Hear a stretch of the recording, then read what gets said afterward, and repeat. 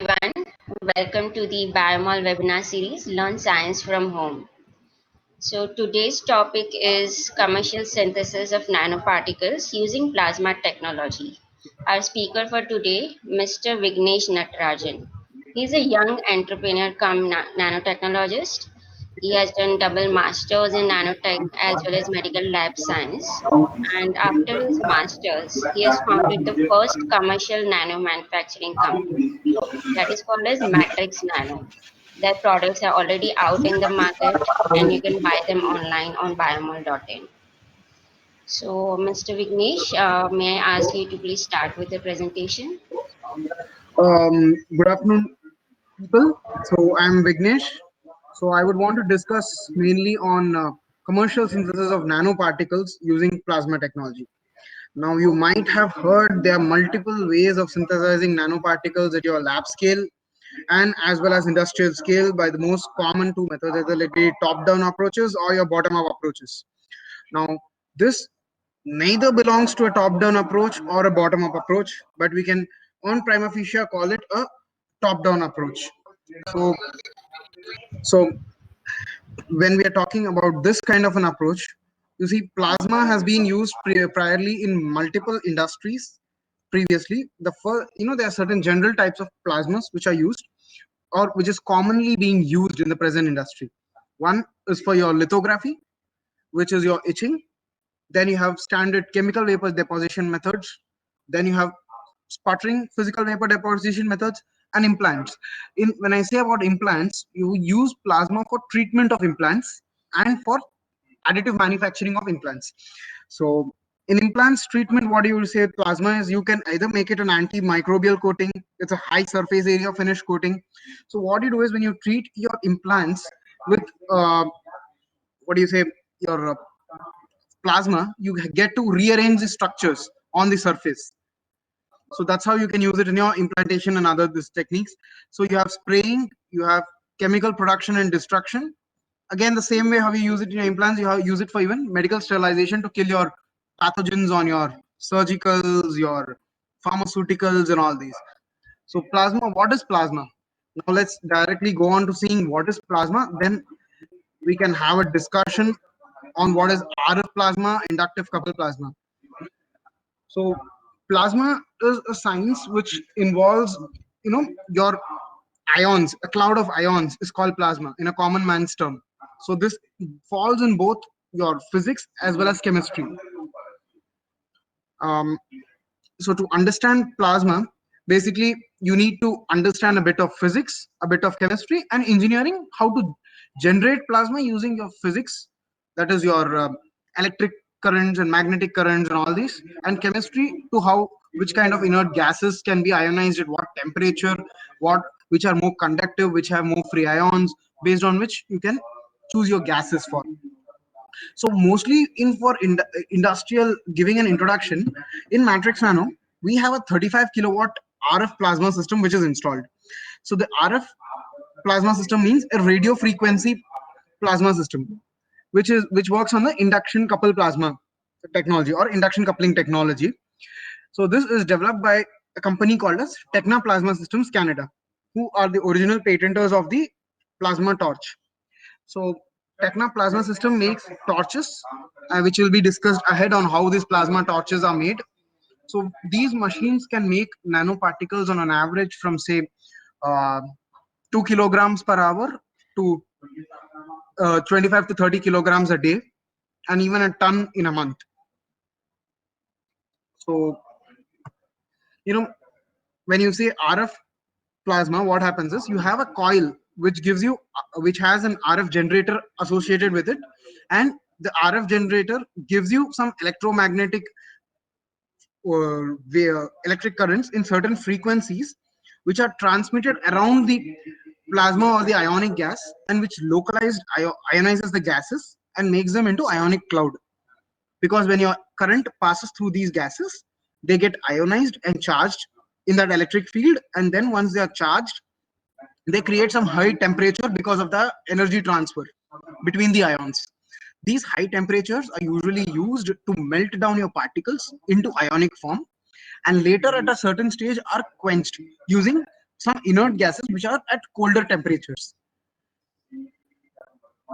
So now you have, yeah, if you see in an inductive coupled plasma system, you have a coil which is there, more clearly to show. Yeah, this is how an inductive coupled plasma torch usually looks like. You have a vacuum chamber, glass chamber. Glass here is quartz. And what happens is when you have particle frequency, say 13.56, you have usually 4 megahertz, 5 megahertz, or 6.5 megahertz frequency. When it is given across this coils, you have uh, what do you say, an induction effect which is caused on the gas which is passing through the chamber in between. So when these gas which is passing through the chamber in between is ionized, because of these transfer in energy causes some heating effect, and these heating effect melts down your material, and this ranges up to 10,000 Kelvin temperature. And you have this kind of a torch arrangement in top view is called a pancake arrangement. And going ahead to the, yes, we are introduced now. Let me introduce you to my machine. That is a 30 kilowatt plasma system, which is used for the nano material synthesis. So the whole process on how the material is synthesized is simple. So you have a torch which is on the top here. If you see here, you have a torch, and you have a precursor which is either solid, liquid, or gas, which is inserted into this. And this, along with certain gases, comes down the torch into a reaction chamber where it is all in ionic state. Then you have a certain gas, which is usually inert like nitrogen or argon or helium, which quenches it at certain positions to make it at certain sizes and shapes. So when it comes down, it is usually collected using a cyclone filter. In the cyclone filter, what happens is you have titanium mesoporous filters, which are used to separate these particles at various levels and various sizes. These titanium mesoporous filter in the cyclone filters are made usually of titanium with ion sputtering. And what happens here is when there is a vacuum which sucks the plasma gas out, the powder is also sucked along. And this will not be able to pass through the certain cutoff of this filter and is all deposited and collected down. Now the question might be is, do you have agglomerations? Yes, we do have agglomerations, which are usually electrostatic agglomerations and can be removed by ultrasonic vibrations, which are given to the walls of the machine. Now let's talk about the general layout on how it works. See, you have an input precursor material along with a carrier gas, which is again an inert gas, which takes down the material into the plasma torch. Then you have the reaction tube, which is usually made of your, what do you say, quartz and ceramic. If you see the capacitor plates, which I'm talking about, is one of the models which acts on this principle of sandwich. Yeah, you see here your RF discharge sandwich models like this. This model is one kind of a torch where you can see here in this kind of a setup where you have the plasma discharge glow in between when the current is causing a induction in between. Then you have the powder and the pump setup which are sucking it downwards, the powder. Now let's talk about the plasma torch, which is the real patent in more detailed structure. So the plasma torch mainly consists of three main components around which the whole torch runs on. One is your coil, which creates the electric and magnetic fields to give you the induction heating effect, transmitting your RF frequency of 13.6 megahertz from the RF generator, which is locally located.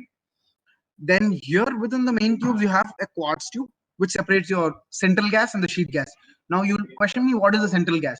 Central gas is nothing but your ionic gas, which is your inert gases like argon, helium, and all these gases, which can get ionized and form plasma, or these are also called as plasma gases. Central gases are also called as plasma gases.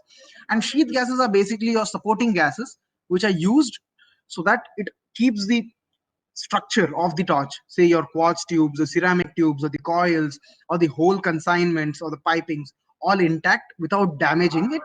Basically, the sheath gas sees to it the plasma is confined and is made in a particular direction. So it's basically for confinement. Now, your ceramic tube. Now you might question, why are you using two different materials, ceramic and quartz? Quartz here has low thermal shock and high thermal conductivity. Your ceramic has slightly low thermal conductivity because it is a composite which is used of zirconia, which is a special ceramic which is again patented and made by us. So the zirconia ceramics are usually having high thermal shocks. They have a tendency to break faster than your quartz. So the quartz is usually present as an intermediate tube separating the central and sheath gas. With the support of the sheath gas, your ceramic tube, which is having a higher thermal shock and has the capacity to break, covers and protects the outer parts, like your injection probe, your induction coils, or your cooling water systems, and all these. So then going ahead, you have say around, usually when we came up with this whole concept of plasma system and torches, there were four different kinds of coils. How do you have to place your coils, induction coils, and again around your quartz tubes. So you had the first one was your conventional helicoid tube, which is presently being used also. The second was a two-stage double stage coil. Then third came a planar coil. Planar coil is usually used in your deposition machines, which we have almost ruled out from a production line. Then we have your elliptical coils, and the most proven model is your elliptical coil model, which is your pancake model, which I was previously escaping saying that, where you have current flowing from the top and exiting from the bottom back to the generator. So always the direction between your current and your plasma gas is opposite. So your plasma is generated in the opposite direction to the direction of the flow of current. So for which we can go back to a slide. Um, yeah, if you see here, if your current direction is towards your right, which is my right on the screen, it's again the plasma direction will be left, or the plasma current direction will be left. So it's opposite to each other always. Mm, yeah. So this is how our Technoplasma systems uh, torch usually looks like. This is the intermediate quartz tube which you're looking at. This is a confinement ceramic tube you have, and you have the induction probe on the top here, from which you have a liquid or powder feeder which is coming. You have water uh, which is a cold water which comes in and goes out through the same levels at the side. Then you have some certain gases. Your sheath gases are given with the probe. So when we study our anatomy of the probe, we can see the gases outline also how they come. Yes, you have your gas distribution here in the next slide. So you have your feedstock. Feedstock is nothing but your precursor material, which is usually a 40 micron or 30 micron powder. Now the thing is, the more finer powder you choose, the more ionized or more smaller particles that you can make. If I choose a 1 micron powder, I can make smaller particles of 2 nanometers, 3 nanometers, 5 nanometers. If I choose a 40 micron powder, I can make 20 nanometers, 30 nanometers. So basically, how smaller you make, choose the precursor powder, that much of energy transfer is there as more. So more energy transfer, more rate of ionization of your feedstock material, more ionization, more feed. So more materials can be made and more finer sizes can be got. So you have carrier gas, which is usually argon. That is what we prefer. Argon is a very inert, cost effective, industrially comfortably available gas. Also, you can also use helium for R&D applications when you want to be more precise. So these are certain values, like how much is the pressure which we use, or what the flow rate of gases, say 5 to 8 liters per minute is what we use. Standard liters per minute of argon is what we use as a carrier with the powder. Then you have central gas, or the plasma forming gas, or the gas which ionizes to make your plasma. This can be your pure argon, or a combination of argon and helium, a combination of helium and nitrogen, a combination of argon and say oxygen, but preferably keep it argon or argon helium, because they gives you good high temperature plasma at a good calorific value. The plasma gases are all chosen based on your calorific value, which is your chemistry part. Now when I speak about the stabilization gas or ceramic, the auxiliary gas, which is given with the central gas to protect your ceramic tubes, is usually your oxygen or nitrogen. Prefer keeping them low, because the more auxiliary gases you use, because these are cool gases, oxygen or nitrogen is kind of cool at high pressure. So liquefied nitrogen, oxygen, which keeps it cool. What happens is your cold plume starts forming more in the plasma. When your cold plume starts forming more, you have less energy transfer, which will affect your production rate in the coming time. Um, yeah, this is the cooling circuits which you can see. You have cooling circuits which are given all around, which takes in an inlet and outlet. So you have a centrifugal vacuum pump. So this is a picture of an industrial model which we have. So I'll upload one more picture also in the sooner times. So this is how the DI water circuit runs. So which I guess is not a real thing. Now, yeah. Now if you see how the powder is fed in. So you must ask me like to avoid agglomeration all throughout we use something called as a vibration feeder. So you have a circular, what do you say, um, coil, vibration coil, which is given out all throughout your from your feeder to your collection system, which continuously keeps vibrating to break down the uh, electrostatic accumulations. Now the main part which I'm talking about is your injection probe through which your powder comes. This is considered as also the source of your powder feeding. Now you have a standard probe head which has two main components. One is the cooling inlet and the cooling outlet. This is your cooling inlet and this is your cooling outlet. Then in between this, you put on, this goes into something called as a water jacket. This one you fit it into a water jacket where you have a DI water which circulates and cools, and this part is completely exposed onto your this part is exposed onto your plasma directly. And this is your adapter which is used to connect, based if it's a gas, liquid, or whatever kind of a feeder you use for this. It is a connections. Now this is how the whole mechanism of a powder path looks. You feed the powder, goes in through the torch, evaporizes, and is quenched from the side, which is also known as axial quenching, which we'll be talking in the time ahead. And then it is collected in the first cyclone filter, which is here. You have around 200 nanometer particles, which is called as agglomerated particles. Here you have a stainless steel ion perforated filter, which cyclone filters your powder, and then it goes ahead into your final nanoparticle collecting canister, which has less than 100 nanometer pore size to bring in your powder down. And this is around a titanium filter, which is also ion sputtered to make the perforations. These perforations can be cleaned using high pressure argons for avoiding the chokes. You have a rupture disc on the top to avoid safety. If there's a high pressure created here, immediately this rupture disc breaks off on the top and your pressure is released.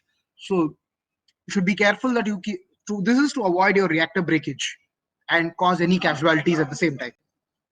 Now this is for spheroidization of material. Also, it's the same thing.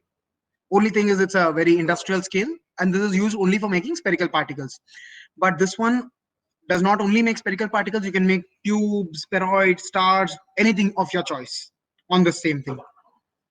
And yeah, what is the actual principle behind the plasma synthesis? There are two things. One is your calorific value of the material by itself, the calorific value of the gas, the Schrodinger number of the material, and the calorific value of the material, the energy transfer between the charged particles in the oscillating field between the induction coils. So if you see, there's a simple formula which we use, which we say energy U transferred to a particle with a frequency F is charge Q in the electric field with a frequency F is inversely proportional to the mass and square of the frequency. So which means the lighter the mass, the more ionic transfer, the more better production. I mean, smaller particles have better frequency and they transfer more better charge and they have a better, what do you say, ionization value. But in case of RF thermal system also, there's a small difference. So which I have mentioned very clearly in two lines. In case of RF thermal, the temperature of the electron is higher than the temperature of the ions. So there is always a lack of thermal equilibrium between the electrons flowing in electrons in the coil as well as the ions. Usually ions tend to be at a higher temperature because each material has its own calorific value where it goes on. And so therefore the reaction temperature is always an average which is determined. Okay. and we here use one constant, which is your, and this is here the frequency is measured with the frequency of the gas pressure, which is Z. This Z is based on your gas pressure free for the plasma, which is the plasma gas, and that is also given here. So as a consideration thumb rule, we always consider that the Z value is higher than the standard frequency in case of RF systems only. The standard frequency here we are talking is your frequency of the electrons in the electrical field. So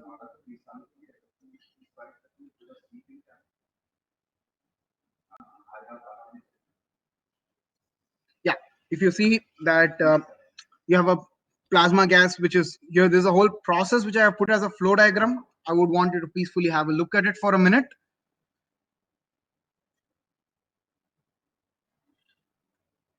So you see here you have a plasma gas or the processing gas along with your precursor material, which comes into the torch zone, then goes into the quenching zone where your quenching gas quenches it at the preferred size and shape.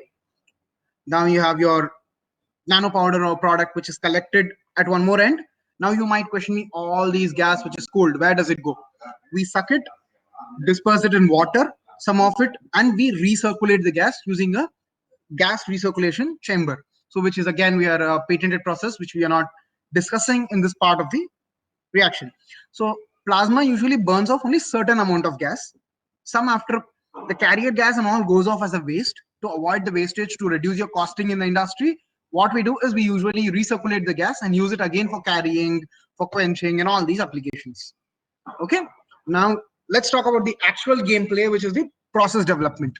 Now what are the parameters that I have to go for to develop my process? See, as an industry, I look for the powder collected versus the powder fed, which is my yield. How much quantity of powder I have fed, how much powder have I collected, what is my production rate, how much production am I making it per hour. When I was saying I make 2 kilograms per hour or 25 kgs per day, what is my production rate? So my parameters of plasma, the spherical powder or the initial feed, the gases, quenching, all these are based on this production rate, yield. Now this is a clear cut slide which says you again the process on how it goes in the left, wherein I have also defined the parameters that we can control in the process to make your metal oxides, metal carbides, or metal composite nanopowders. Say it can be your temperature, the feed dispersion, which is your feed rate, your gas composition, your quenching gas, your feed rate of the gas, carrier gas which you're using, your carrier, your torch temperature, or do you need to preheat the raw material because it has a high calorific value and you want to give it some initial energy also, which is all dependent. So first thing we need to learn as a term is residence time. Residence time is defined as the time of the powder in the plasma.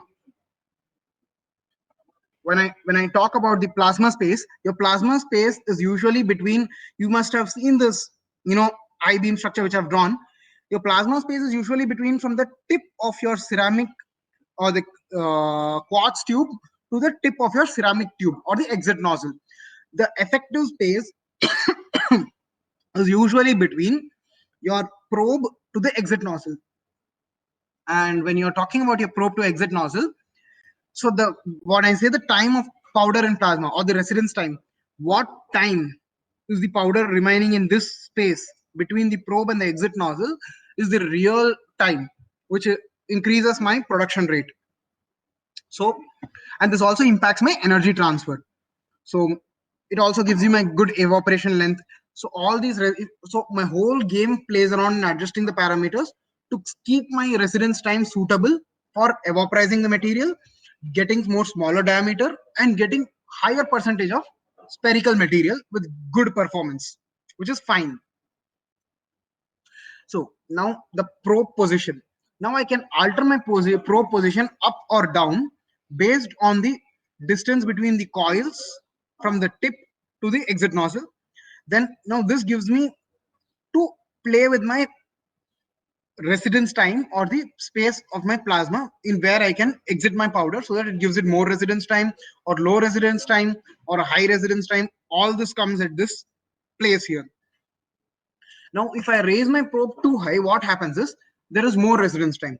So what happens is the powder has got ionized there, and before it even exits the nozzle, it loses its energy and starts depositing in the ceramic tube itself. If I lower my probe too much, what happens is the probe starts overheating and it might break.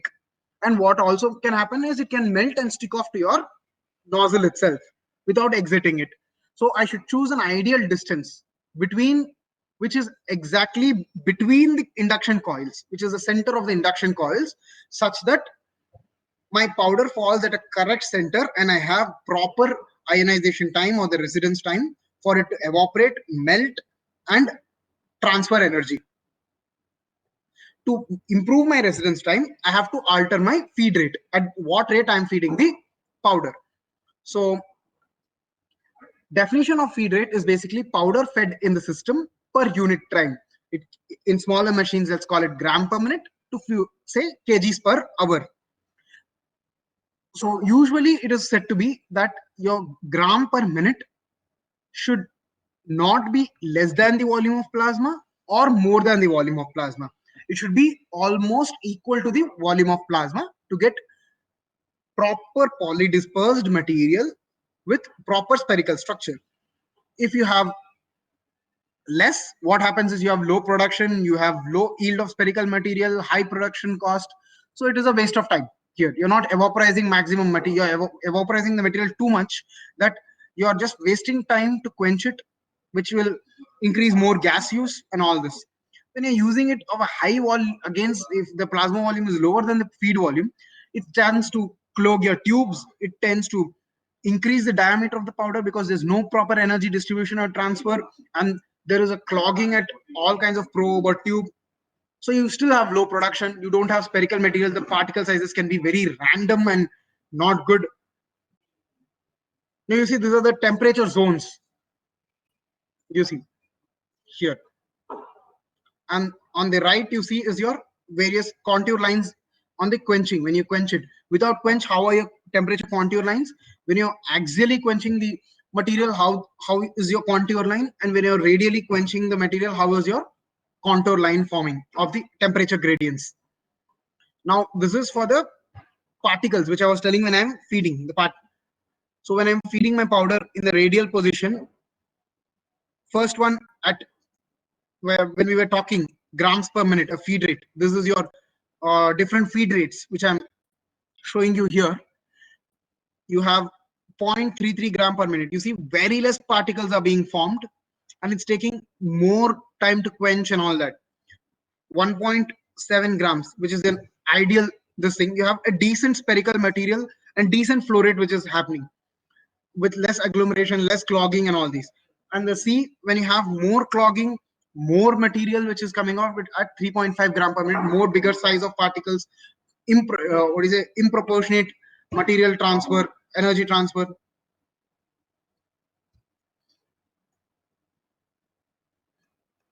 And you have a carrier gas flow. One is your argon gas, which is usually flowing with your material. So this carrier gas basically also affects the powder which is fed into the plasma torch. So if you increase the carrier gas, it reduces the time which the powder is going to stay. Basically, a carrier gas is a gas which usually takes your powder from the starting of your probe till the ending, till the collector. So if you increase the pressure or the flow rate of your gas, that means your powder is also moving very fast. If your powder is moving very fast, it is residing in plasma for a very less time, and it creates more of a inert gas which is not able, there's more ion quantity there, and that time it is not able to ionize all the material, so half of it forms a cold plume and stays cold itself. So always try to keep a carrier gas low so that you have less cold plume in your plasma with good adequate plasma available to ionize each and every particle. So the risk is, if you don't give an ideal carrier gas, if you're lowering it too much also, it can cause your feed rate instability. Your powder will not be flowing at a consistent rate, and it can also start clogging your powder because it is not the pressure is not enough to take it till the end of the powder collection system. Then these are certain plasma compositions which are usually used, which is your, as I told you, it's argon, helium, hydrogen. Your hydrogen, helium, and argon are the best ever used gases because you have very good ionization values for a very good price available, and you have better what do you say results which come from these gases. So preferably a combination of hydrogen and argon gives good results, or only hydrogen also good gives good results, because hydrogen has the highest thermal conductivity. Next is your helium, which has good thermal conductivity, and the other one is argon. Argon is industrially used in combination with any of these two gases, hydrogen or helium, to get the desired result, so that uh, we can give the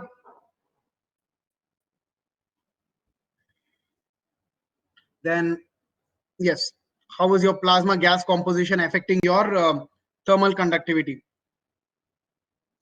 So if you're increasing the thermal conductivity, how your plasma looks, your only argon plasma, your only helium, your nitrogen, your air, oxygen. So I've put some pictures of your plasma gases here.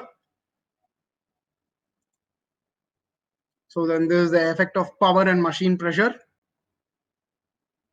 Then your raw material,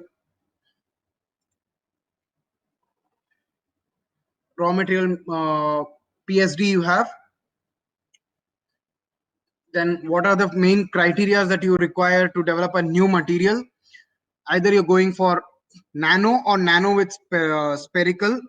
Then you have auxiliary gas, what kind of a gas you choose, what is the reactivity of the auxiliary gas, what is the thermal transfer rate of the auxiliary gas, and then what is the feed rate and how are you going to adjust the feed rate, what kind of a particle you want, and the other operational parameters like your propulsion, your carrier gas, your power, pressure, all this.